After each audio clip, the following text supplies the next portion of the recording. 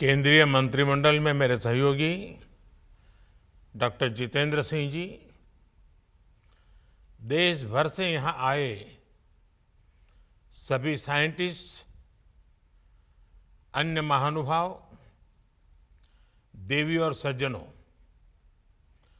आज भारत ने रिसर्च की दुनिया में बहुत ही ऐतिहासिक कदम उठाया है। 5 साल पहले जीनोम इंडिया प्रोजेक्ट को स्वीकृत किया गया था।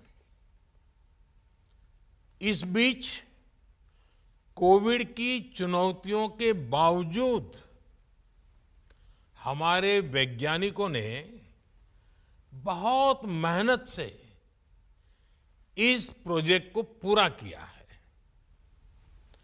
मुझे खुशी है कि देश के 20 से ज्यादा दिग्गज रिसर्च संस्थानों जैसे आईआईएससी, आईआईटीज, सीएसआईआर एंड बीआरआईसी ने इस रिसर्च में अहम भूमिका निभाई है। इस प्रोजेक्ट का डेटा 10,000 भारतीयों का जीनोम सीक्वेंस अब इंडियन बायोलॉजिकल डेटा सेंटर में उपलब्ध है। मुझे विश्वास है बायोटेक्नोलॉजी रिसर्च के क्षेत्र में ये प्रोजेक्ट एक मील का पत्थर साबित होगा। मैं इस प्रोजेक्ट से जुड़े सभी साथियों को बहुत बहुत शुभकामनाएं देता हूं।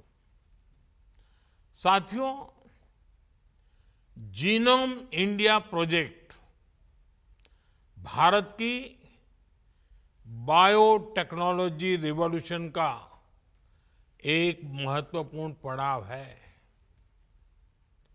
मुझे बताया गया है कि इस प्रोजेक्ट की मदद से हम देश में एक डाइवर्स जेनेटिक रिसोर्स बनाने में सफल हुए हैं। इस प्रोजेक्ट के तहत देश में अलग अलग आबादियों से जुड़े 10,000 लोगों की जीनोम सीक्वेंसिंग की गई है। अब ये डेटा हमारे वैज्ञानिकों को, रिसर्चर्स को उपलब्ध होने जा रहा है। इससे हमारे स्कॉलर्स को, हमारे साइंटिस्ट को भारत का जेनेटिक लैंडस्केप समझने में बहुत बड़ी मदद मिलेगी।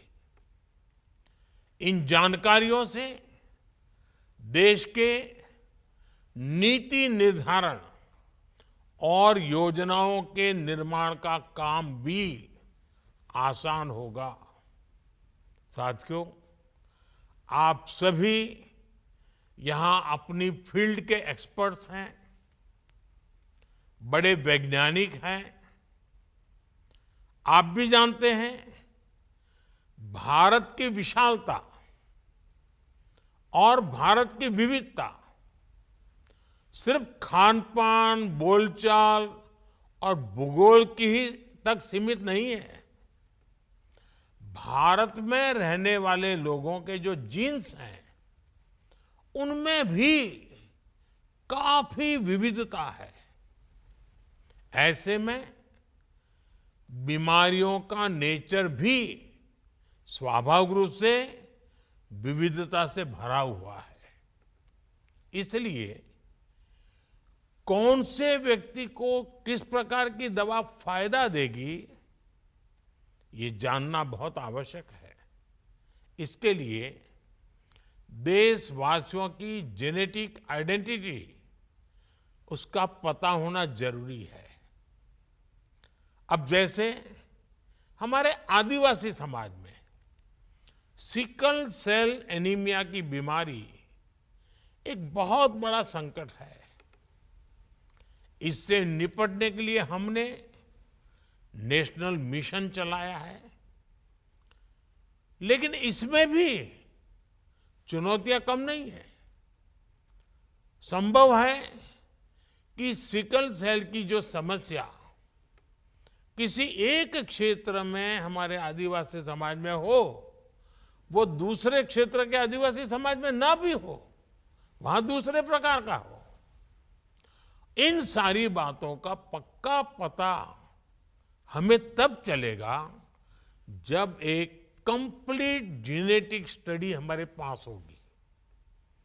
भारतीय आबादी के अनूठे जीनोमिक पैटर्न्स को समझने में इससे मदद मिलेगी और तभी हम किसी खास ग्रुप की विशेष परेशानी के लिए वैसे ही विशेष सॉल्यूशन या फिर प्रभावी दवाएं तैयार कर सकते हैं। मैंने सिकल सेल का उदाहरण दिया है, लेकिन ये इतने तक सीमित नहीं है। ये तो मैंने एक उदाहरण के लिए बताया। भारत में आनुवांशिक रोगों यानी एक पीढ़ी से दूसरी पीढ़ी को ट्रांसफर होने वाली बीमारियों के बहुत बड़े हिस्से से आज भी हम अनजान है। जीनोम इंडिया प्रोजेक्ट भारत में ऐसी सभी बीमारियों के लिए प्रभावी इलाज के विकास में मदद करेगा। साथियों, 21वीं सदी में बायोटेक्नोलॉजी और बायोमास का कॉम्बिनेशन बायो इकोनॉमी के रूप में विकसित भारत की बुनियाद का अहम हिस्सा है। बायो इकोनॉमी का लक्ष्य होता है नेचुरल रिसोर्सेज का सही इस्तेमाल, बायो बेस्ड प्रोडक्ट्स और सर्विसेज का प्रमोशन और इस सेक्टर में रोजगार के नए मौके बनाना। बायो इकोनॉमी सस्टेनेबल डेवलपमेंट को गति देती है, इनोवेशन को अवसर देती है। मुझे खुशी है कि बीते 10 वर्षों में देश की बायो इकोनॉमी तेजी से आगे बढ़ी है। साल 2014 में जो बायो इकोनॉमी $10 बिलियन की थी, वो आज $150 बिलियन से ज्यादा की हो गई है। भारत अपनी बायो इकोनॉमी को नई बुलंदी देने में भी जुटा है। कुछ समय पहले ही भारत ने बायो E3 पॉलिसी की शुरुआत की है। इस पॉलिसी का विजन ये है कि भारत आईटी रिवॉल्यूशन की तरह ग्लोबल बायोटेक लैंडस्केप में भी एक लीडर बनकर उभरे। इसमें आप सभी वैज्ञानिकों की बड़ी भूमिका है और इसके लिए मैं आपको अपनी शुभकामनाएं देता हूं। साथियों, विश्व के एक बड़े फार्मा हब के रूप में भारत ने जो पहचान बनाई है, उसे आज देश नया आयाम दे रहा है। बीते दशक में भारत ने पब्लिक हेल्थ केयर को लेकर अनेक क्रांतिकारी कदम उठाए हैं।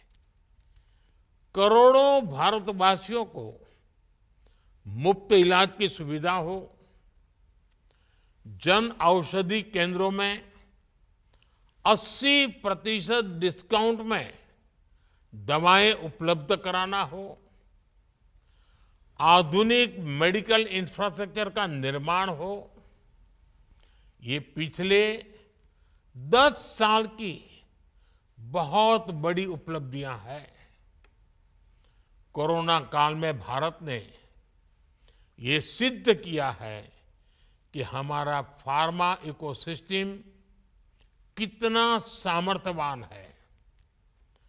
दवाओं की मैन्युफैक्चरिंग के लिए भारत में ही मजबूत सप्लाई और वैल्यू चेन बने, ये हमारा प्रयास है।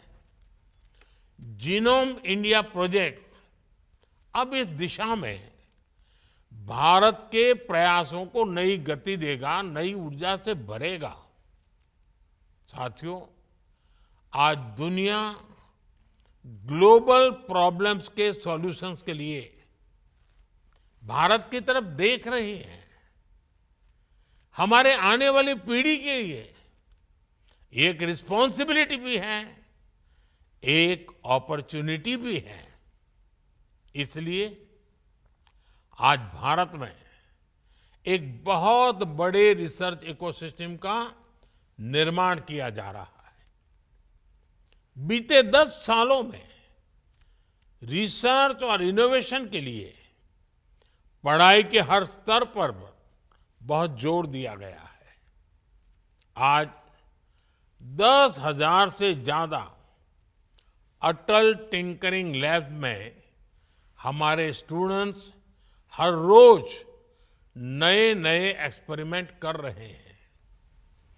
नौजवानों के इनोवेटिव आइडियाज को आगे बढ़ाने के लिए पूरे देश में सैकड़ों अटल इंक्यूबेशन सेंटर बने हैं।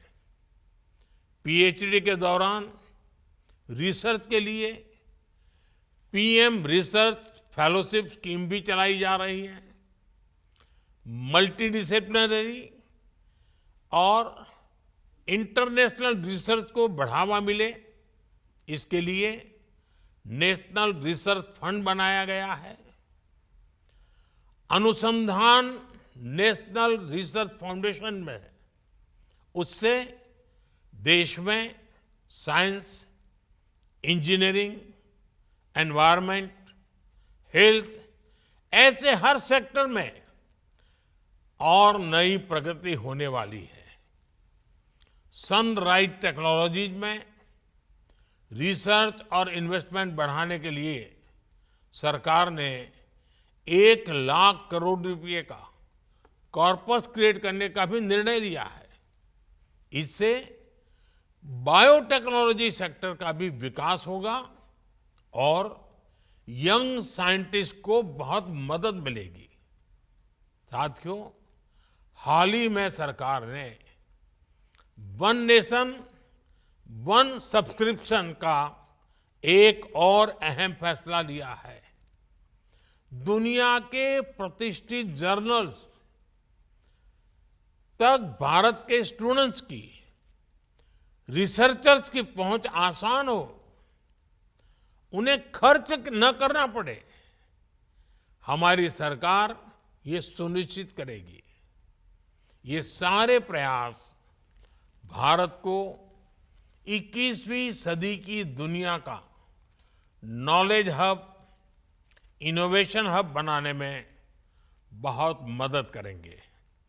साथियों, जिस तरह हमारे प्रो पीपल गवर्नेंस ने, हमारे डिजिटल पब्लिक इंफ्रास्ट्रक्चर ने दुनिया को एक नया मॉडल दिया है, मुझे विश्वास है उसी तरह जीनोम इंडिया प्रोजेक्ट भी जेनेटिक रिसर्च के क्षेत्र में भारत की छवि को और सशक्त करेगा। एक बार फिर आप सभी को जीनोम इंडिया की सफलता के लिए मेरी ढेर सारी शुभकामनाएं। धन्यवाद। नमस्कार।